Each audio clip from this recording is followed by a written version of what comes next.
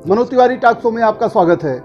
आज मेरे साथ कौशाम्बी जिला के पूर्व जिला पंचायत अध्यक्ष राजेश कुशवाहा जी हैं। राजेश कुशवाहा बहुजन समाज पार्टी के नेता हैं।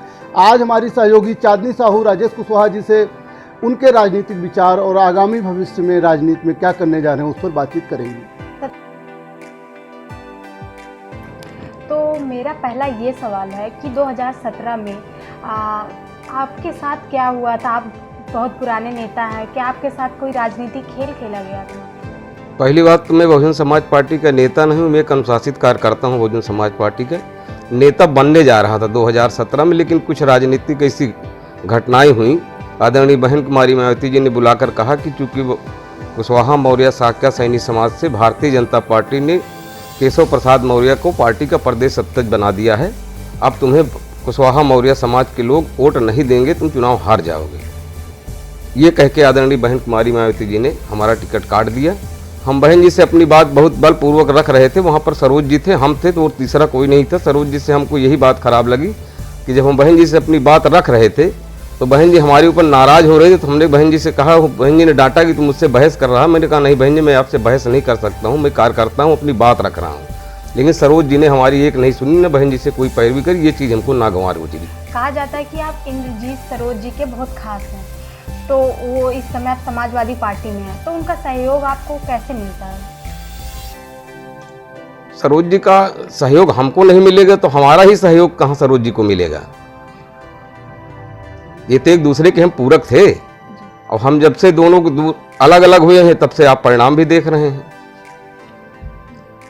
कहा जा रहा है कि 2022 में आप सिराथू से चुनाव लड़ेंगे, इस पर आपका क्या कहना है? देखिए, तो आदरणीय बहन कुमारी मायावती जी को फैसला लेना है, वो सिराथू से लड़ाएंगे कि चायल से लड़ाएंगे कि शहर पश्चिमी से लड़ाएंगे।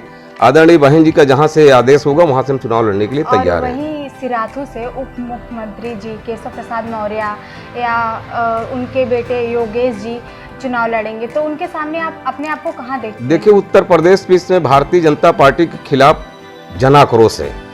जब से उत्तर प्रदेश और देश में भारतीय जनता पार्टी की सरकारें बनी हैं, ये धार्मिक उन्माद के अलावा देश और प्रदेश में किसी तरह का शिक्षा के क्षेत्र में, व्यापार के क्षेत्र में, रोजगार के क्षेत्र में कोई काम नहीं कर रहे हैं। केवल प्रदेश की जनता को धर्म की तरफ मोड़ने का काम कर रही हैं।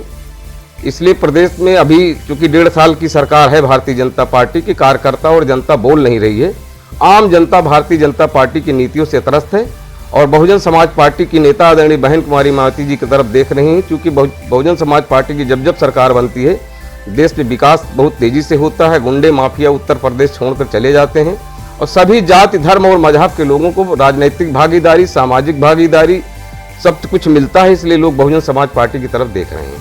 और ये भी कहा जा रहा है कि आप प्रयागराज पश्चिमी से भी चुनाव लड़ने की तैयारी। हमने कहा ना कि शहर पश्चिमी से हो या चायल से हो या सिराथू से, जहां से बहन जी का आदेश होगा हम चुनाव लड़ेंगे। हमारे खिलाफ चाहे डिप्टी सीएम केशव प्रसाद मौर्य, अगर बहन जी को हमको सिराथू से लड़ाना है तो हम तो अनुरोध करते हैं कि अभी से हमको वहां लगा दिया जाए। फिर चाहे केशव जी पर्चा दाखिल करें, चाहे योगी जी आके पर्चा दाखिल करें, हमारा टिकट न काटा जाए। हम उनसे बहुत बढ़िया चुनाव लड़ेंगे और जनता का आशीर्वाद हमको मिलेगा, हम विजयी होंगे। 2017 में बहुजन समाजवादी पार्टी की बहुत कम सीटें जीती थी, क्या गठबंधन फेल हो गया था? और क्या 2022 में क्या उनके समीकरण है चुनाव के? देखिए, प्रदेश का ही नहीं देश का राजनीतिक परिदृश्य कब बदल जाएगा, जनता कब किसकी तरफ चली जाएगी। 2017 के पहले उत्तर प्रदेश में भारतीय जनता पार्टी 425 सीटों में से मेरे ख्याल से 350 सीटों पर 5-7 हजार 8 हजार 10 हजार वोट पाती थी। लेकिन पता नहीं उत्तर प्रदेश की जनता को भारतीय जनता पार्टी में क्या दिखा कि 300 के लगभग सीटें जीत गई।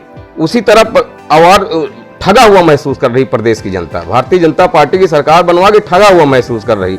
समाजवादी पार्टी का भी शासनकाल देश की जनता ने देखा कि एक परिवारवादी पार्टी है। क्या 2022 में अकेले चुनाव लड़ेगी या गठबंधन के साथ? अब ये तो फैसला आदरणीय बहन कुमारी मायावती जी को लेना। और सिराथू में इस समय शीतला प्रसाद जी हैं, उन एक विपक्ष के नेता के रूप में आप उनके कार्य को कैसे देखते हैं? देखिए, शीतला प्रसाद पटेल जी कोई नेता नहीं थी, तो आदरणीय मोदी और योगी की आंधी में हिंदू मुस्लिम की का पूरे देश और प्रदेश में चुनाव हो गया था। इसलिए शीतला प्रसाद पटेल जी विधायक बन गए, स्वागत है। वो आज रूलिंग पार्टी के एमएलए हैं।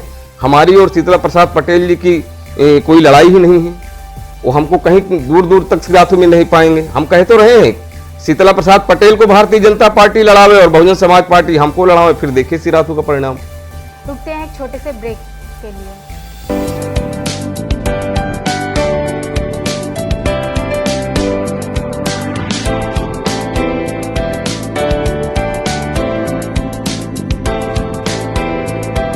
प्रदेश सरकार की जो बहुत सारी समस्याएं हैं, तो क्या आपको लगता है कि उसको सत्ता में फिर से 2022 में वापसी करने में मुश्किलों का सामना करना होगा?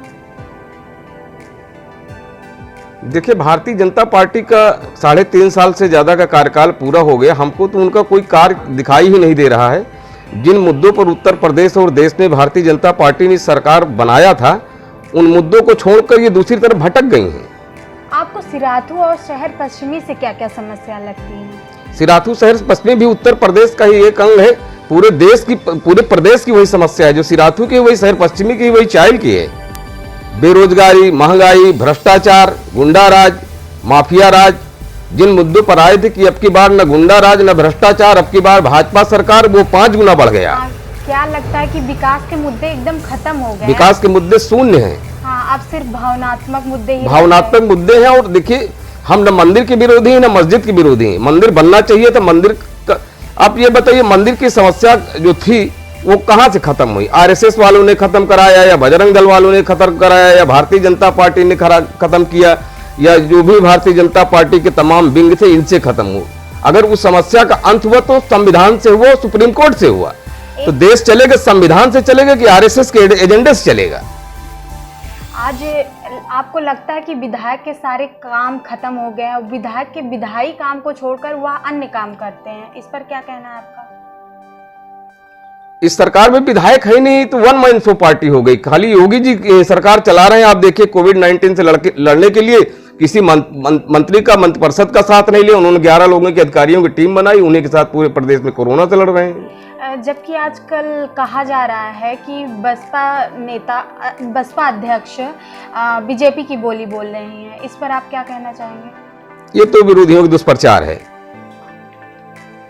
ये तो आपकी इस पर क्या राय है? मतलब आप कुछ कहना चाहेंगे कि ऐसा क्यों? उनके आदरणीय बहन कुमारी मायावती जी का बयान आया है कि ना हम किसी से गठबंधन करेंगे और ना हमारी कोई ऐसी भाषा है, ना हम कांग्रेस की भाषा बोलते हैं, ना भारतीय जनता पार्टी की भाषा बोलते हैं। बहुजन समाज पार्टी अपने आप में खुद पार्टी, हम अपनी भाषा बोलते हैं।